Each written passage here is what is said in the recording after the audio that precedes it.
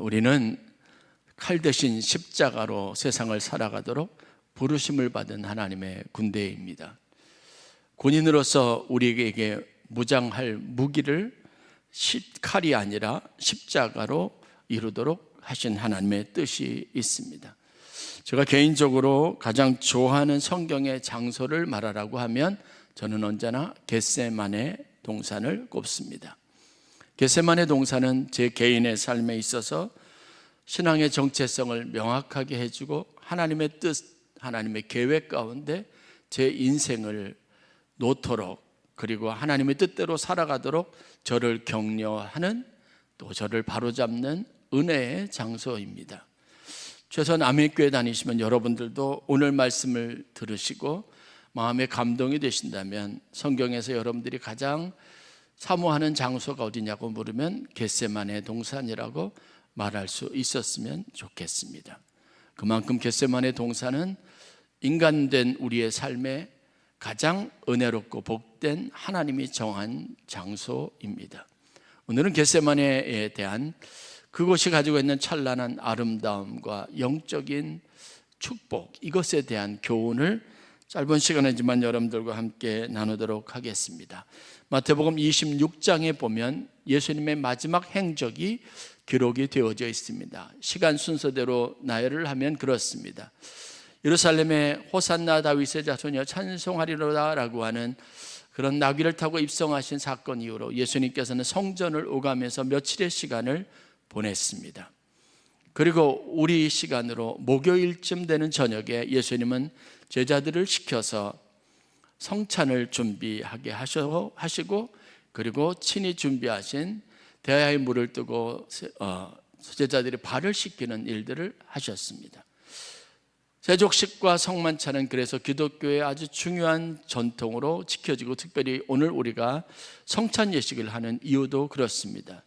전통적으로는 원래 여러분들이 목요일날 저녁에 이 성전에 모여서 세족식과 성찬식을 거행해야 하지만 우리는 우리의 편의를 따라서 주일날 성찬식을 미리 거행하는 겁니다. 그 일을 하시고 난 다음에 예수님은 제자들을 위해서 기도하셨고, 자신을 위해서 기도하셨고, 그리고 세상을 위해서 기도하신 후 제자들과 함께 밖으로 나가셔서 감람산에 오르셨습니다. 감람산에 오르자 한 곳에 이르러서 제자들에게 이곳에 앉아 있으라라고 명령을 하시고 3명의 제자들만 데리고 따로 조금 더 산으로 올라가셨습니다. 그때 예수님과 함께 했던 제자는 베드로와 세베대의 아들이라고 하는 야고보와 요한이었습니다. 3명의 제자들을 따로 데리고 가더니 조금 나아가사 그곳에서 제자들에게 당부하십니다. 이곳에서 나를 위해서 기도해 달라. 내가 죽게 되었도다. 예수님이 제자들에게 쉽게 꺼내지 않았던 이야기를 이 3명에게는 이야기하면서 제발 나를 위해서 기도해 다오 이야기하시고, 예수님은 이 제자들 셋을 또 따로 남기고 따로 한적한 곳으로 나아가서 그곳에서 그렇게 밤에 늦은 밤까지 기도하셨습니다. 땀방울이 핏방울처럼 그렇게 떨어지게, 그렇게 느껴지도록 처절하게 기도하신 겁니다. 그 기도의 내용은 여러분들이 잘 아는 것처럼 아버지여 할 수 있으면 이 잔을 내게서 옮겨주세요. 계속해서 그 기도를 반복했습니다. 그러다가 어느 시점이 돼서 예수님의 기도가 달라지기 시작했는데 그 기도는 항복에 가까운 기도예요. 그러나 만약 이것이 당신의 뜻이면 나의 원대로 하지 마시고 당신의 뜻대로 되기를 원합니다.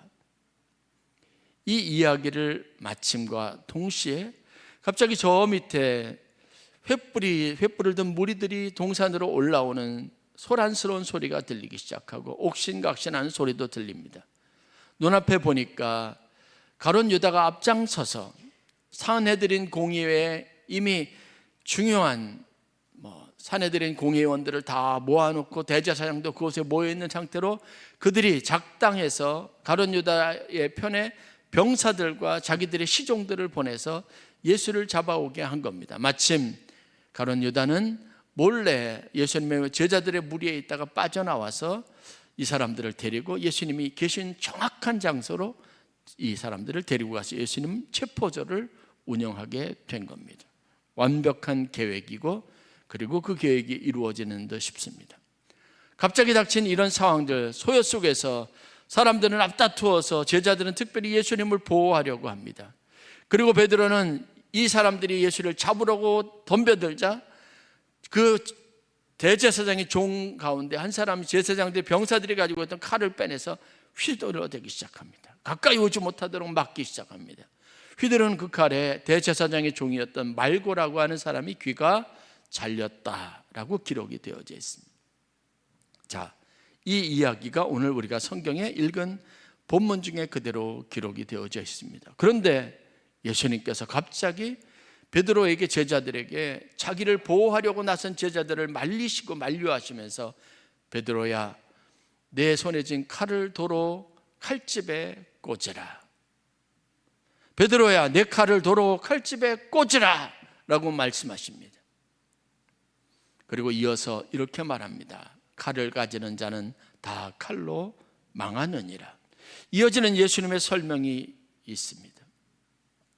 왜 예수님은 자신을 보호하려고 하는 제자들의 그 충성스러운 충성심에 찬물을 끼얹듯이 자기를 지키려고 하는 시도를 무력화시키려고 하고 오히려 체포조에게 그들의 험악한 그 체포 시도에 일침을 가해야 하는데 오히려 자기를 지키려는 제자에게, 특별히 베드로에게 만류하시면서 말씀하셨을까? 그것에 관련된 이야기는 본문에 기록이 되어져 있습니다. 내용상의 전개로 보아서 예수님의 의도는 분명합니다. 이렇게 해야 성경에 선지자들로 기록된 말씀을 그대로 이룰 수 있다는 겁니다. 이렇게 하는 것이 하나님의 뜻이고 이미 오래전에 선지자들로 계획했고 예언하셨던 말씀대로 되는 길이라고 말하고 있습니다. 여러분, 세상에 살면서 우리가 하나님의 뜻이라고 여겨지는 것을 믿음으로 받아들이고 하나님의 뜻이라고 분별력을 가지고 분별해서 그 뜻대로 행하는 것이 여러분 얼마나 어려운 일인지 너무나 잘 알고 있습니다. 베드로는 그 순간에 누가 봐도 가장 적합한 행동을 하고 있습니다. 예수님을 일단 보호해야죠. 시간을 좀 벌면 그 사이에 예수님이 도망을 갈 수도 있고, 그리고 자기들이 잘 힘을 발휘하면 예수님이 잡혀가지 않게도 할 수 있는 겁니다. 무기가 없으니 닥치는 대로 자기 손에 잡힌 칼을, 유행이 칼을 빼앗을 수 있어서 휘두른 겁니다. 이 칼을 휘두르는 앞에서 병사들도 쉽게 접근하지 못하는 것, 멈칫거리니까 성공한 듯 보였는데 예수님은 그 일을 잘못됐다고 말하는 거예요.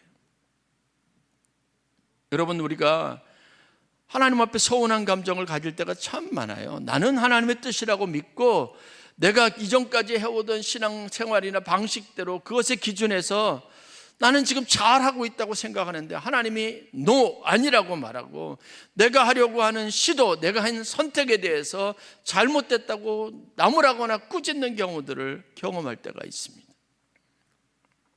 지금 제자들도, 특별히 베드로는 그런 당황스러운 상황 가운데 놓여 있습니다. 이유는 한 가지, 이것이 하나님이 선지자들의 글로 이미 예언하신 일이라는 겁니다. 자, 우리가요, 하나님의 뜻대로 행한다는 게 얼마나 어려운지를 보여주는 구절입니다. 여러분들에게 무엇이 하나님의 뜻이냐고 물으면 여러분들은 뭐라고 대답할 수 있을까요? 아마 여러분들은 저에게 목사니까 조금 더 영적인 권위를 부여해 주셔서 여러분들이 무엇을 생각하든 제가 딱 그 일에 대해서 이게 하나님의 뜻입니다라고 말하면 여러분들 그게 하나님의 뜻인 줄 알 거예요. 그렇게 받아들일 겁니다. 그러나 이런 상황이 찾아오지 않는다면 여러분 스스로가 길을 찾는 게 너무 어려워요. 수없이 많은 선택의 기로에서 이게 하나님의 뜻인지 알 수 있는 기준이 우리에게 없습니다. 저나 여러분이나 예외가 없습니다. 저도 자충우돌하고 이게 하나님의 뜻이 맞나라고 생각하는 경우들이 얼마나 많은지 몰라요. 그런데 상황은 우리가 보다시피 찰나 순간적인 것, 예상치 못했던 일들이 벌어진 것이고, 거기에 따라 제자들은 자기가 살아오던 방식대로 기질을 따라 지금 최대한 예수님을 잡히지 않겠다고 하는 목적 안에서 각각 다 행동하는 겁니다. 여러분들이 하나님 앞에 충성했다고 하고 내가 주님의 뜻에 합당한 결정을 했다고 말하는데, 다른 사람들이 그것을 인정해 주지 않고 나 스스로 생각할 때도 내가 혼란스러운 일들을 우리가 얼마나 많이 겪고 있는지 몰라요. 예수님이 말씀하셨으니까 하나님 뜻이라고 여길 수 있지만 우리에게도 동일한 베드로와 같은 상황이 너무나 많다는 거예요. 그러면 어떻게 우리가 분별력을 가질 수 있느냐? 중요한 것은 예수님께서는 하나님의 말씀을 마음에 두고 계셨다는 거예요. 그것이 아니라면 그러한 상황을 받아들이는 태도에 있어서 제자들과 다르지 않을 겁니다. 예수님이 그러셨죠. 내가 12군단이 되는 그 이상 되는 천사들을 동원해서 이 사람들을 무력화시킬 수 있는 힘이 없는 줄 아느냐. 맞아요. 예수님에게는 그 선택을 할 수 있습니다. 하나님의 권능으로 말 한마디로 이들을 꼼짝 못하게, 그리고 그 자리에서 아무것도 할 수 없고 무장시키고 창을 다 버리고 돌아가고 도망치게도 할 수 있어요. 그게 우리가 공생해 보았던 예수님의 능력입니다. 그런데 예수님은 그러한 상황 속에서 무엇을 붙잡을 수 있었느냐? 선지자 이사야의 글로 하나님이 말씀하신 것이 그대로 이루어지는 것을 아는 거예요. 그래서 이어지는 53절, 54절, 55절로 이어지는 말씀이 그겁니다. 만약에 이 일에 대해서 이루어지라고 작정했다면 저 사람들도 이 밤이 아니라 내가 성전에서 사람들에게 가르치고 말씀을 전할 때 그때 아주 쉽게 노출된 상황에서 나의 흠잡았던 것, 안식일을 내가 지키지 못했던 것, 그리고 죄인과 세리와 그리고 괴수들과 함께 어울려서 그들을 마치 똑같은 하나님의 율법을 잘 지키는 사람처럼 여기고 그들과 함께 먹고 마시고 부정한 음식을 가까이 했던 그때 나를 충분히 잡을 수 있었는데 그렇지 않았다는 거예요. 여러분, 영적 감각은 여러분들이 말씀과 가까이 할 때 있는 겁니다. 하나님의 뜻대로 살고 싶다 그래서 여러분들이 저를 찾아온다고 하나님의 뜻을 명확하게 여러분들에게 말씀해 드릴 수 없습니다. 왜냐? 그러기 이전에 여러분들이 하고 싶은 대로 다 하는 거예요. 문제에 여러분들이 방식으로 다 대응하는 겁니다. 그게 우리가 익숙하게 살아가는 방식입니다. 여러분, 얼마나 우리가 사람들 앞에 후회해요? 부끄러움을 얼마나 많이 느끼는지 몰라요. 왜? 내 기질대로, 내가 옳다고 하는 신념대로 하니까요. 베드로 같은 경우는 그런 기질의 사람이면 칼을 빼들어서 이게 하나님이 뜻하시는 건지 아닌지 모르고 내 정의감을 가지고 막 휘둘러 대는 겁니다.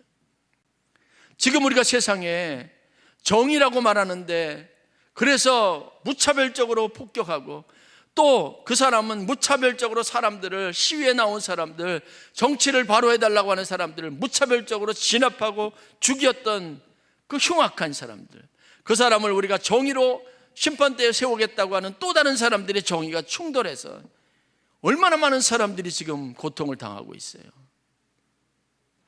내 월급 봉투가 이거 충분하지 않습니다. 내 삶 전체가 흔들리고 있습니다. 내 사업이 계속될지 이제는 위기적인 상황에 처해 있습니다. 국가 경제가 제대로 굴러갈까? 나라를 통치하는 대통령도 많은 정치인들도 다 이제 혼란스러운 상황이에요. 미래를 예측할 수가 없습니다. 한 사람의 입만 바라봐야 되고 그 입에 의해서 여러분 통장의 잔고가 싹 없어지기도 하고 통장의 잔고가 어느 날 수북히 쌓이기도 하는 이 불완전한 일들을 경험하고 있습니다. 이게 사람이 하는 일입니다. 사람이 가지고 주장하는 정의가 실현되는 과정에서 우리가 겪는 고통스러움입니다. 내가 옳다 정의라고 말해서 여러분 내가 하는 결정대로 여러분 따라주셔야 됩니다. 그래서 여러분 그렇게 해서 교회가 분열되고 나눠지는 일들이 얼마나 많이 있습니까? 나라가 분열되는 일이 얼마나 많습니까? 그래서 예수님은 그런 방식으로는 망한다고 말하는 거예요. 결국은 그런 방식이 자기의 부끄러움이 된다고 말하는 겁니다.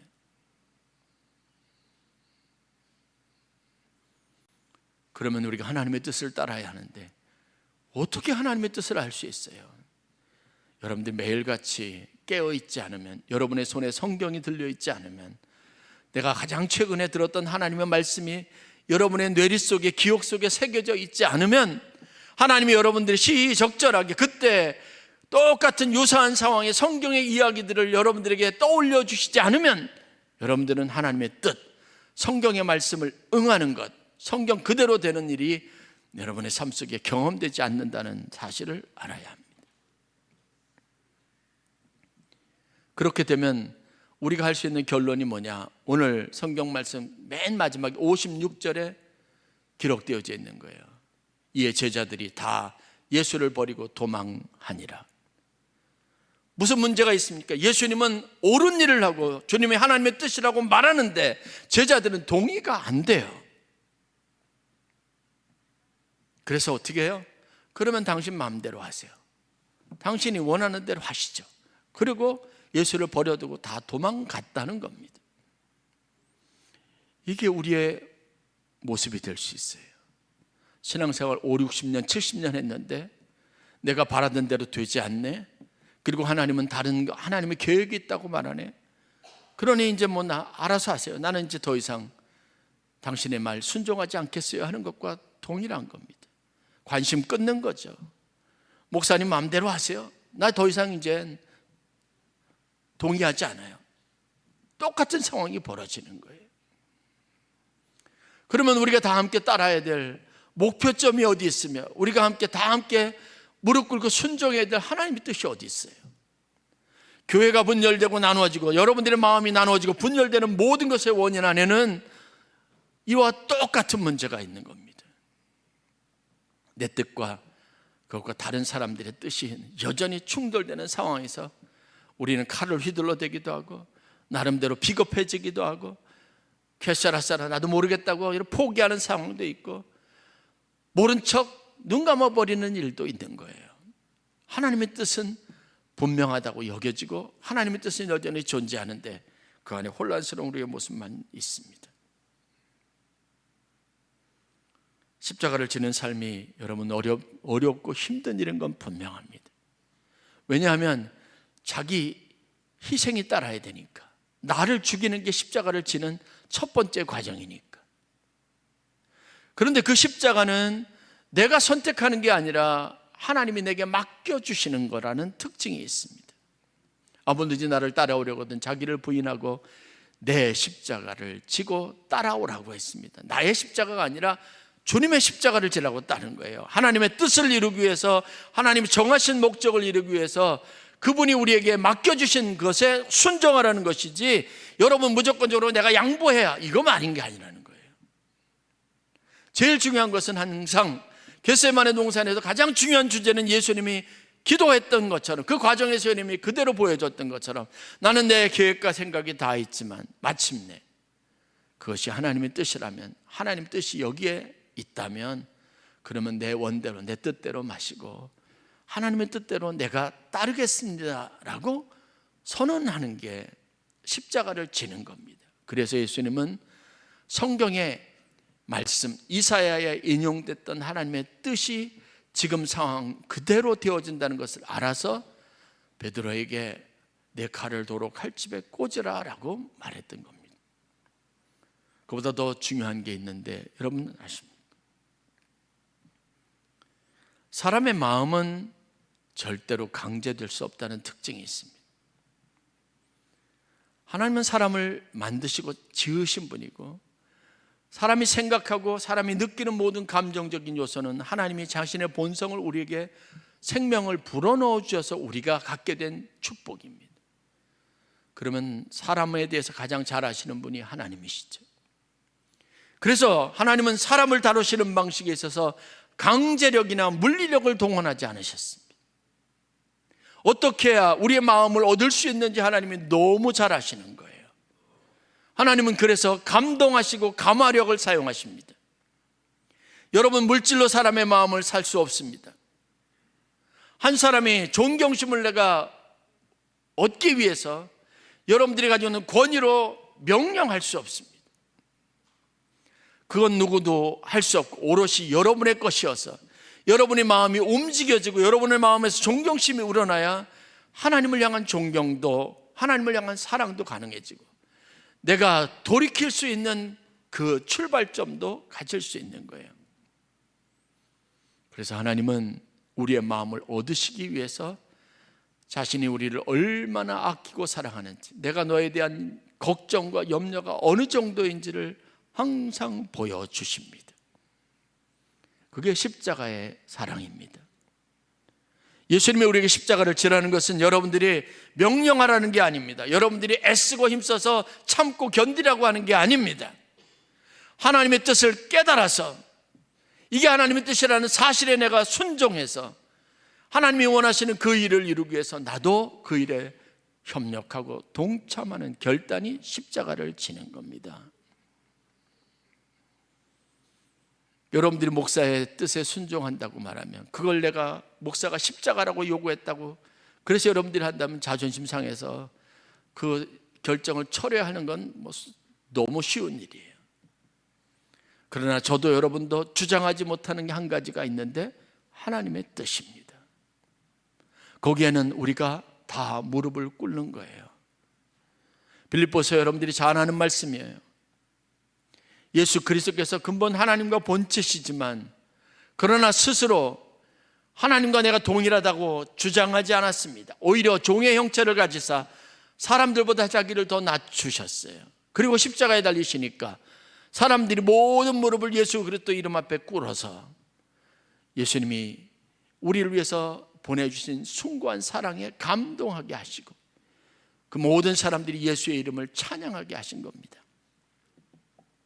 그게 성경의 방식, 하나님의 방식입니다. 우리가 삶의 많은 순간 칼을 휘두르고 싶은 유혹을 받을 때가 있습니다. 사람들이 오해할 때, 사람들이 나를 억울하게 할 때, 그리고 무방비 상태로 내 인생이 무너지는 것과 같은 절망 앞에 섰을 때, 사람들 앞에 무시당했을 때, 내 진심이 받아들여지지 않았을 때 화가 나고 견딜 수 없는 마음이 들게 되어져 있습니다. 그건 모든 관계에서 동일한 겁니다. 심지어는 하나님 앞에 우리가 동일합니다. 그래서 분을 내고 화를 내봅니다. 그래서 조급한 마음에 내 문제를 어떻게 해결해 보려고, 내 감정을 추스려 보려고 우리가 하는 일이 칼을 잡는 거예요. 휘둘러 보는 겁니다. 나 그런 사람 아니야 라고 보여주는 겁니다. 드러내 보이는 겁니다. 과시하는 겁니다. 나 무시하지 말라고 하는 겁니다. 사람이 내가 두려워하지 않고 사람들이 오히려 나에 대해서 두렵게 하려고 하는 은근한 욕심들이 다 있습니다. 그런데 그것은 결국 내게 더 큰 고통으로 다가온다는 걸 주님이 아시는 거죠. 주님은 12군단이나 되는 천사를 동원할 능력을 가지고 있으면서도 그 방법을 사용하지 않으시고 순수히 잡혀가시는 길을 선택했습니다. 그게 내 뜻대로, 내가 바라는 대로가 아니라 아버지 원대로 하시겠다고 했던 그분의 순종의 결과입니다. 여러분, 이 겟세마네 동산에서 이 사건이 가지고 있는 아주 굉장히 중요한 사건의 배치가 있습니다. 희한하지 않습니까? 주신 주님이 그 고백을 하고 난 이후에 이 사건이 일어났어요. 그래서 우리는 주님이 그 묵묵히 순순히 잡혀가시는 모습 안에서 그 이전에 예수님의 결단의 기도가 떠올라 감동이 되는 겁니다. 우리 손에 있는 그 칼은 찰나 순간을 모면하게 하지만 나머지 그 이후에 우리의 삶을 불행하게 합니다. 우리를 더 깊은 한숨과 후회 속에 있게 합니다. 여러분 감정 폭발을 해보셨잖아요. 부부싸움에서 내가 화낸 것도 경험해 보셨잖아요. 그 이후로 여러분 평화 없습니다. 얼마나 부끄러운지 다 경험해 보셨을 겁니다. 문제를 해결할 수 있는 하나님 우리 손에 쥐어준 것은 칼이 아니라 십자가고 우리가 들어야 될 무기는 칼 대신 십자가입니다. 칼은 내 의, 내 정의, 내 열정을 상징하지만 십자가는 하나님의 의, 하나님의 뜻을 상징합니다. 내가 칼을 휘둘면 하나님은 내 인생의 모든 일에서, 모든 싸움에서 아예 물러나 계시는 거예요. 그러나 내가 칼을 칼집에 돌아놓으면 그때 하나님이 내 안에서 일하기 시작하시는 겁니다. 이건 철저한 영적인 원리예요. 저도 목회자로서 제 인생에 동일한 어려움과 고통을 경험해 본 적이 있습니다. 여러분들이 그냥 저에게서 발견하는 인상처럼 저는 다투기를 싫어하는 사람입니다. 그런 제 인생에 온갖 모략과 모함을 다 받아보고 인간 쓰레기 대접을 받았던 시간들이 있었습니다.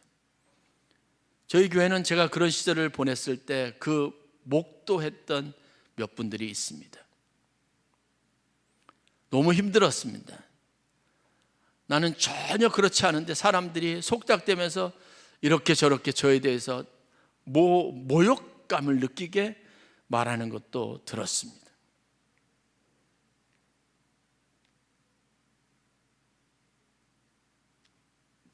너무나 억울하고 내 속을 다 끄집어내서 보여주고 싶고 나는 그렇지 않다, 그런 사람이 아니라는 것을 말하고 싶은 유혹이 너무 많았습니다.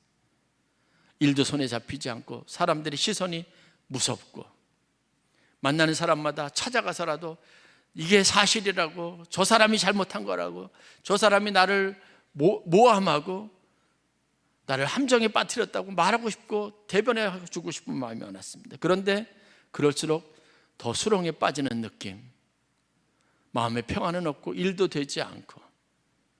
그때 제 가족이 그러더라고요. 늘 웃던 얼굴에서 웃음이 사라졌대. 왜 아빠는 웃지 않아? 그게 제 마음이죠. 더 이상 아무것도 할 수 없어요. 이 진흙탕 싸움에 여러분 빠져드는 기분 아세요? 벗어날 수가 없는 거예요. 그렇게 할 때 제게는 한 가지 그런 상황에서 갈 수 있는 곳이 있었어요. 겟세마네입니다. 그 겟세마네 동산에서 제가 기도합니다. 새벽에, 밤에. 어느 날 새벽에 하나님이 제게 그런 음성을 주셔요. 야, 너는 나를 신뢰하니? 너 나 믿는 게 맞아? 너 너무 애쓰지 마. 내가 옳다면 그게 옳은 거야. 내가 문제를 해결해 줄게. 너 아무것도 하지 말고 내가 할 일을 해. 그 말씀이 저에게 굉장히 큰 은혜가 됐습니다. 희한하죠? 그 새벽에 교회를 나오는데 제 마음에 복잡하고 근심되고 염려되고 두려웠던 게 싹 없어졌습니다. 그건 나만 느끼는 거죠.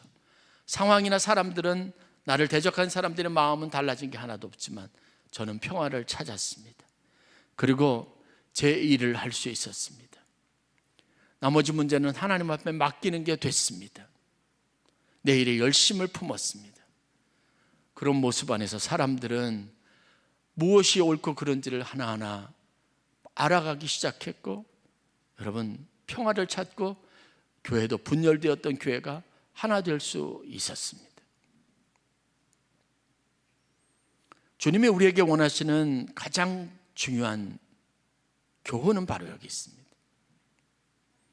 우리 안에 그리스도로 말미암아 주가 항상 우리 가운데 계실 때 누릴 수 있는 그것을 늘 마음에 생각하십시오. 그러면 주님께서 우리 마음에 소망을 주십니다. 지난주 금요일 날 성경 공부하는데 사람들이 우리에게 왜 당신은 그렇게 긍정적이고 미래에 대해서 소망이 있습니까? 늘 언제나 그렇게 얼굴에 웃음을 띠고 사는지 묻는다면 항상 대답할 거리를 가지라고 했어요. 주님 때문에, 주님의 십자가가 나로 그 즐거움을 주는 겁니다. 고통스럽고 고난 가득한 상황이 오더라도 여러분들은 하나님이 주신 평안과 기쁨을 누리면서, 여러분이 마음에 힘들 때 여러분들은 겟세마네 동산에 가면 되고요, 그곳에서 하나님이 주신 말씀과 음성을 들으면 됩니다. 그러면 하나님이 여러분들을 이기는 자 되게 하십니다. 여러분들의 마음에 평안을 주십니다. 사망의 엄침한 골짜기를 거닐지라도, 상황이 변하지 않았을지라도 여러분 주님과 함께하는 든든함으로 여러분의 인생의 새로운 차원을 경험하는 놀라운 축복이 있게 될 줄 믿습니다. 죽음의, 사망의 음침한 골짜기도 나를 더 이상 공포와 고난 가운데 몰아넣지 못해요. 그게 주님께서 우리에게 주신 부활의 참된 영광인 줄 믿으시고, 오늘 여러분들의 지나온 모든 시간들을 다 내어버리고 여러분의 육체, 영혼에 그리스도의 몸과 피로 새 생명을 다시 공급받는 귀한 은혜가 있기를 주의 이름으로 간절히 축원합니다.